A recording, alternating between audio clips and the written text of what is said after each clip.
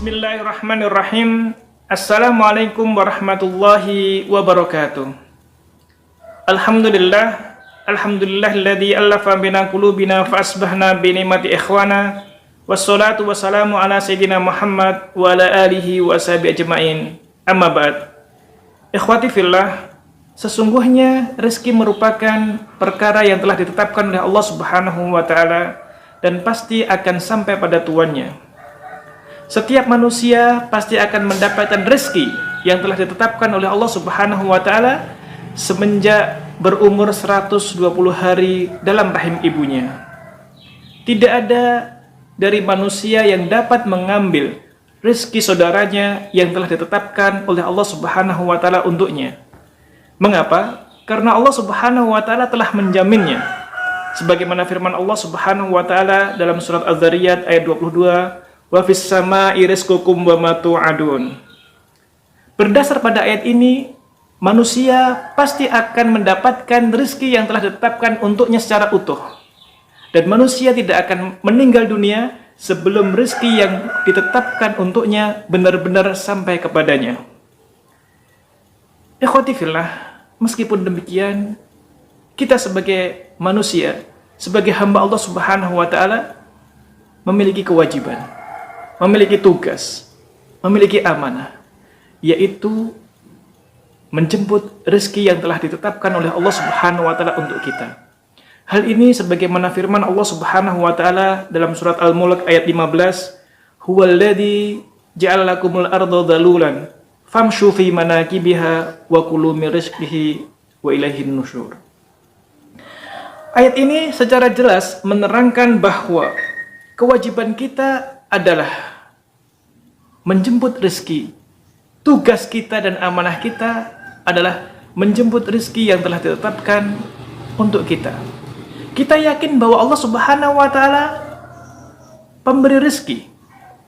Namun kita sebagai hamba Allah yang beriman tidak boleh berpangku tangan menunggu datangnya rezeki tersebut. Kita harus berusaha. Kita harus bekerja secara maksimal. Setelah itu kita bertawakal kepada Allah Subhanahu wa taala. Ikhwati fillah, sesungguhnya rezeki itu bukan hanya materi. Rezeki bukan hanya harta semata.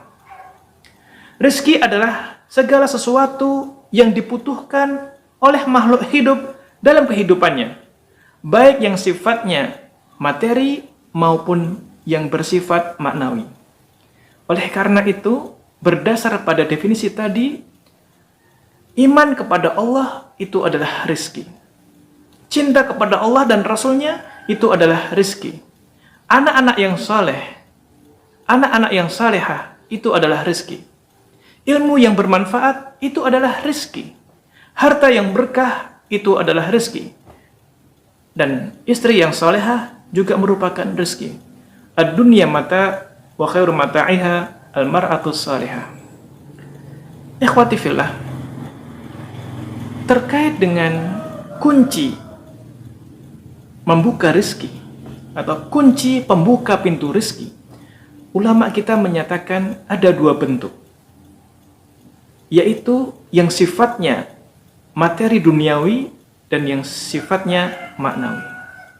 Adapun kunci pembuka pintu rezeki yang sifatnya maknawi di antaranya adalah istighfar. Ikhwati fillah, manusia adalah makhluk yang lemah. Manusia diciptakan dalam kondisi yang lemah sebagaimana firman Allah Subhanahu wa taala dalam surat An-Nisa ayat 28, "Wa khuliqal insan dha'ifa." Dan manusia itu diciptakan dalam kondisi lemah. Oleh karena itu, manusia tidak terlepas daripada kekhilafan. Manusia tidak terlepas dari kesalahan. Banyak di antara kita yang terpeleset dalam lembah kemaksiatan.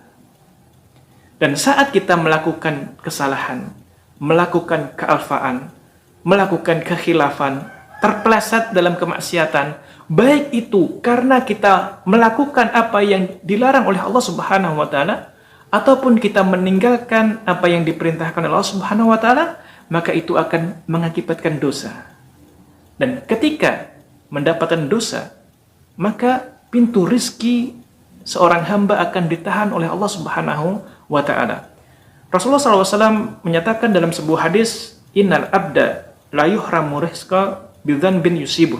Sesungguhnya hamba itu akan ditahan rezekinya karena dosa yang ia lakukan. Nah, ketika dosa itu akan mengakibatkan rezeki ditahan oleh Allah Subhanahu wa Ta'ala, tentunya kita sebagai hamba Allah Subhanahu wa Ta'ala tidak mau selalu dalam hukuman seperti ini. Oleh karenanya kita segera mendekatkan diri kepada Allah Subhanahu wa Ta'ala. Kita berusaha bertaubat.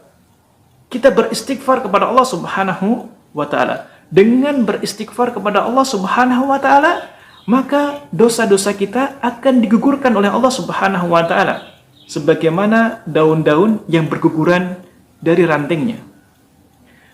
Ketika dosa itu telah dihapuskan oleh Allah, digugurkan oleh Allah Subhanahu wa Ta'ala, maka pintu rizki kembali dibukakan oleh Allah untuk kita semuanya. Kalau kita melihat di dalam Al-Quran, ketika Allah Subhanahu wa Ta'ala menerangkan, berfirman tentang istighfar, pasti akan diikuti dengan rizki yang banyak. Pasti diikuti dengan pertolongan dari langit. Sebagaimana firman Allah Subhanahu wa Ta'ala dalam surat Nuh ayat 10 hingga 12. Allah berfirman, "Faqultu astaghfiru rabbakum innahu kana ghaffara yursilis sama 'alaikum midrara wa yumditkum bi amwal wa banin wa yaj'al lakum jannat wa yaj'al lakum anhara." Dengan beristighfar kepada Allah Subhanahu wa Ta'ala, maka Allah Subhanahu wa Ta'ala akan memberikan pertolongan dari langit. Allah akan mengucurkan hujan dari langit. Kemudian Allah Subhanahu wa Ta'ala akan mencukupkan harta. Allah Subhanahu wa Ta'ala akan memberikan keturunan yang baik. Allah Subhanahu wa Ta'ala juga akan memberikan sawah-sawah, ladang-ladang yang subur. Dan Allah Subhanahu wa Ta'ala juga akan memberikan sungai yang mengalir air pada sungai tersebut. Nah, ikhwati fillah, selain firman Allah tadi, di dalam sebuah hadis, Rasulullah SAW juga menyatakan, "Man lazimal istighfar, ja'alallahu min kulli dhiqin makhraja, wa min kulli hammin faraja, wa yarzuqhu min haitsu la yahtasib." Barang siapa yang selalu beristighfar, maka Allah Subhanahu wa Ta'ala akan memberikan solusi dari setiap kesusahannya. Allah Subhanahu wa Ta'ala akan memberikan solusi setiap kesempitannya. Dan Allah Subhanahu wa Ta'ala akan mengganti kesedihan dengan kegembiraan. Dan Allah Subhanahu wa Ta'ala akan memberikan rezeki dari jalan-jalan yang tidak disangka-sangka. Jadi dengan beristighfar, salah satu buahnya berdasar pada hadis tadi, Allah akan memberikan rezeki dari jalan yang tidak disangka-sangka. Ikhwati fillah, selain ini, kita juga harus memahami bahwa Rasulullah SAW telah mengajarkan kepada kita lafaz-lafaz istighfar. Apabila kita membuka dalam kutubul hadis, kita temukan banyak sekali lafaz-lafaz istighfar yang diajarkan Rasulullah SAW kepada kita. Di antaranya adalah astaghfirullahaladzim alladzi la ilaha illa huwal hayyul qayyum wa atubu ilaih. Dari lafaz-lafaz yang diajarkan oleh Rasulullah SAW kepada kita, di sana ada yang namanya Sayyidul Istighfar. Istighfar yang paling istimewa.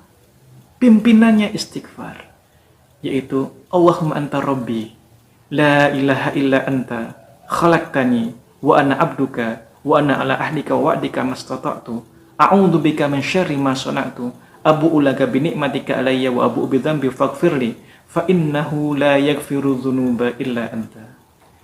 Ikhwati fillah, ketika kita mengetahui bahwa kita diciptakan dalam kondisi yang lemah, kemudian kita sebagai manusia sering terpeleset dalam kemaksiatan, maka dengan kemaksiatan itu akan menghasilkan dosa, sehingga pintu rezeki akan ditahan oleh Allah atau ditutup oleh Allah Subhanahu wa Ta'ala.